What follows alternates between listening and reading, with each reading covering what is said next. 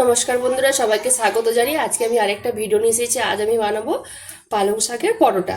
দেখুন, পালং শাকটাকে ভালো করে ধুয়ে নিয়েছি। এটা কিন্তু কাটবো না, গোটা গোটাই থাকবে। এটাকে প্রথমে আমি সিদ্ধ করে নেব। কড়া বসিয়ে দিয়েছি, কড়ার মধ্যে পালং শাকটা আমি দিয়ে দেবো। পালং শাকটা ভালো করে সিদ্ধ করে নিয়েছি, এবার জল ছেঁকে ঠান্ডা করে আমি পেস্ট করে নেব। পালং শাকটা আমি ভালো করে ঠান্ডা করে নিয়েছি, এবার আমি বেটে নেব। মিক্সার গ্রাইন্ডারে আমি দিয়ে দেবো আর কটা আদা কুচনো দিয়ে দিলাম।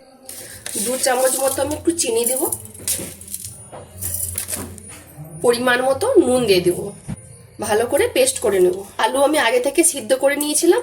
এবারে দেখুন পালং শাকটা ভালো করে কিন্তু বেটে নিয়েছি, পুরোটা আমি দিয়ে দিলাম। কিছুটা জোয়ান, কস্তুরি মেথি পাতা। এবারে ভালো করে আমি একসাথে সব মেখে নেব। একসাথে মেখে নিয়েছি, আর দেবো আমি রেড চিল্লি। ভালো করে সব মেখে নেব। দিয়ে এবারে এর মধ্যে অল্প অল্প করে আটা দিয়ে ভালো করে একটা ডো তৈরি করে নেব। মেখে নিয়েছি, এবার এখান থেকে আমি রুটির আকারে একটা একটা করে লেচি তৈরি করে নেব। আমি কিন্তু সবগুলো লেচির আকারে তৈরি করে নিয়েছি। এবারে আমি বেলে নেব। একটু আটা নিলাম,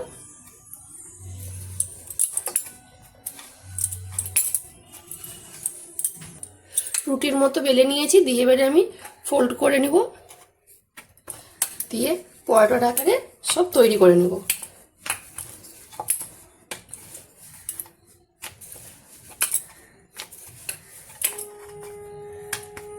দেখুন, আমার একটা কিন্তু পালংয়ের পরোটা তৈরি। এইভাবে সবগুলো আমি তৈরি করি। সব পালং শাকের পরোটাগুলো আমি কিন্তু বেলে নিয়েছি। এবার আমি ভেজে নেব। তাওয়াটা কিন্তু ভালো করে গরম হয়ে গেছে।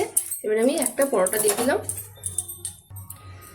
পরোটাটা আমি এক পাশ লটে দিব। দেখুন, এক পাশ কিন্তু সেঁকা হয়ে গেছে। এর উপরে আমি আরেকটা পরোটা দিয়ে দিব। দেখুন, একটু পরোটা কিন্তু ভালো করে আমি কিন্তু সেঁকে নিয়েছি।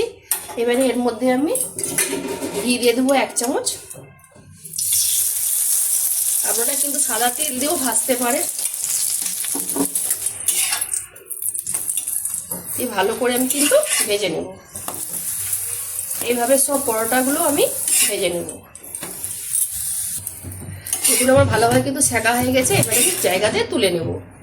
বাকি পালং শাকের পরোটাগুলো কিন্তু আমি সেঁকে নিয়েছি। এবারে ঘি দিয়ে দেবো। ভালো করে সব সেঁকে নেব আমি। সব পরোটাগুলো আমার সেঁকা হয়ে গেছে। এবারে আমি খাবারটা বেড়ে নেব। খাবারটা আমি বেড়ে নিয়েছি। পালং শাকের পরোটার সাথে আমি আলুর দম নিয়েছি। দেখুন, পালং শাকের পরোটা কিন্তু সবুজই লাগছে।